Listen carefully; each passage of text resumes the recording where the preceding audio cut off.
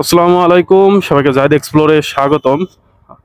এদিকে বৃষ্টি শুরু হয়ে গেল, তো কি করার, বৃষ্টির মধ্যেই বের হয়ে পড়েছি। আর যে বিষয়ে কথা বলবো সেটা হচ্ছে যে বাইকের ব্রেকিং পিরিয়ড সম্পর্কে অনেকে অনেক ধরনের কথাবার্তা বলে। তবে বাইকের ব্রেকিং পিরিয়ড কিন্তু পার করাটা এত আহামরি কিছু না।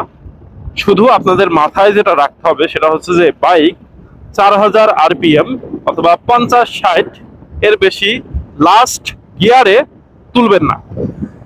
লাস্ট গিয়ারে লো পাওয়ারে আপনারা বাইক চালাবেন, তাইলেই কিন্তু আপনাদের ব্রেকিং পিরিয়ডটা কমপ্লিট হয়ে যাবে। এবং এইটা মানতে হবে আপনাদের কমপক্ষে 1000 থেকে 1500 কিলোমিটার আপনার একটু হার্ডলি আপনারা মানবেন আর কি। আর তারপর 2000 পর্যন্ত আপনারা মাঝে মধ্যে টানাটানি করতে পারেন, ওইটা পারফরমেন্স চেক করতে পারেন। আর একটা বিষয় হচ্ছে যে অনেকেই ভাবে যে হচ্ছে ব্রেকিং পিরিয়ড পার করাটা মনে হয় খুবই টাফ একটা বিষয়। আসলে তেমন কিছু না, শুধু হচ্ছে যে আপনার ইঞ্জিন অয়েলটা একটু দ্রুত চেঞ্জ করে ফেলবেন। যেমন হচ্ছে যে ইঞ্জিন অয়েল যদি 1500-তে চেঞ্জ করেন তাহলে ইঞ্জিন অয়েলটা চেঞ্জ করবেন 1000-এ চেঞ্জ করে ফেলবেন, 800-তে চেঞ্জ করে ফেলবেন, মানে প্রথম দিকে আর কি। তো তাহলে হবে কি, আপনার ইঞ্জিনের যেই ময়লাটা এটা দ্রুত আপনার তো প্রথমে একটু বেশি বের হয়। তো প্রথমে যখন বেশি বের হবে ওই সময়টা আহ, ও রাস্তার মাঝখানে গরু রে ভাই, এইগুলো খুবই ডেঞ্জারাস জিনিস রে। তো এটাই মেন বিষয় হচ্ছে যে ইঞ্জিন অয়েলটা ঠিক মতো চেঞ্জ করবেন। তার সাথে বৃষ্টি পড়ে, তার সাথে হচ্ছে স্পিডটা কম তুলবেন এবং এটা মেনটেন করবেন আপনারা কমপক্ষে 1000। জাস্ট এটুকুই, যে কেউ এটা মেনটেন করতে পারবেন, কোনো প্যারা নাই, কোনো অসুবিধা নাই। অনেকে অনেক রকমের কথা বলে ভয় ভ্রান্তি দেখা দেয় যে উরে বাবা এটা এটা ব্রেকিং পিরিয়ড বলতে ধরেন যে বাইকের ইঞ্জিনের যে ব্রেকিং পিরিয়ড, চাকার যে ব্রেকিং পিরিয়ড, এই সব কিছুই আপনি যদি আস্তে ধীরে চালাই 1500-1000 পর্যন্ত মেনটেন করেন, অল কিছু সবকিছু কিন্তু সেট হয়ে যাবে। আর একটা বিষয় হচ্ছে যে আপনার নিজেরও কিন্তু এতে বাইকের সাথে খুব ভালো সখ্যতা তৈরি হয়ে যাবে, যে হচ্ছে আপনারা বাইকটার সাথে কেমন ব্যবহার করছেন, বাইক আপনার সাথে কেমন ব্যবহার করছে, সবকিছু। তো এটাই, এটা হচ্ছে মেন বিষয়।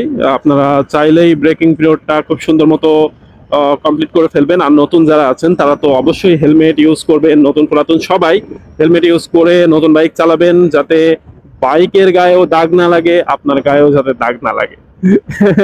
এই বিষয়টা মাথায় রাখতে হবে, কারণ সেফটি সবসময় ফার্স্ট। রাস্তা বুঝে গাড়ি চালাবেন, কোন রাস্তায় কিভাবে বাইক চালাতে হবে এটা আপনি বুঝতে পারবেন আস্তে আস্তে। নতুন রাস্তায় সবসময় নতুন রাস্তার ব্রেকিং পিরিয়ডটাও পার করবেন, যে হ্যাঁ এই রাস্তায় আমি চলাফেরা করছি, এই রাস্তা আমি চিনি, এই রাস্তায় এইভাবে চালাতে হবে, এইভাবে চলতে হবে। এবং নতুন গাড়ি নিয়ে সবসময় সতর্ক থাকবেন, চেষ্টা করবেন এক হাতে বাইক ইউজ করার জন্য। অবশ্যই আপনি চাইবেন যে আপনার বাইকটা নতুন অবস্থায় কারোর দ্বারা ক্ষতি না হোক।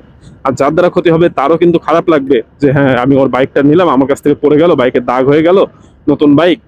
মানে এটা কিন্তু বাইক, পুরোনো বাইক নিয়ে বন্ধুরা ঘুরে ফেরে কোনো ব্যাপার না, কিন্তু নতুন বাইকের ক্ষেত্রে অবশ্যই আপনার বন্ধু বান্ধবরা আপনারাও মনে করেন যে কারোর বাইক নেবেন না আগেই।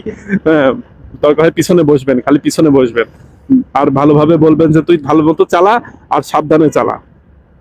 জাস্ট এটুকুই বলে ওকে সতর্ক করে রাখবেন, যাতে কোনো প্রকারের উত্তেজনায় ওর ভিতরে কাজ করার সাথে সাথে বাইক নিয়ে উড়াধরা টান না দেয়। তো যাই হোক বন্ধুরা, এটাই হচ্ছে মেন বিষয়। বিষয়টা হচ্ছে যে ব্রেকিং পিরিয়ডটা পার করা আহামরি কোনো বিষয় না, আপনারা সবাই পারবেন ব্রেকিং পিরিয়ড পার করতে। নতুন রাইডার, পুরোনো রাইডার যারা আছে তারা তো অবশ্যই জানে।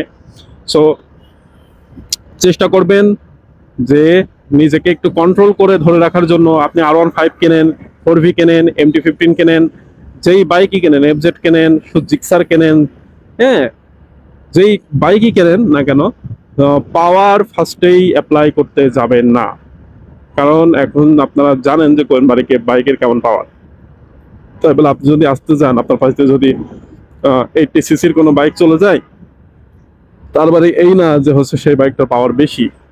সো এটা মাথায় রেখে বাইক চালাবেন, নিয়ন্ত্রণে চালাবেন। কারণ বাইকটা কিন্তু শুধু হচ্ছে যানবাহনই না, বাইকটা হচ্ছে ছেলেদের ইমোশন, ছেলেদের ভালো লাগা, ভালোবাসা।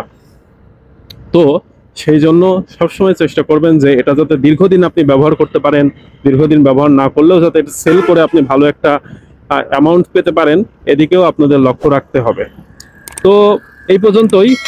আর অন্য কোনো বিষয়ে যদি জানার থাকে অবশ্যই কমেন্টসে জানাবেন, আমি আমার ক্ষুদ্র জ্ঞানে যতটুকু পারি আপনাদেরকে জানাবো, চেষ্টা করব।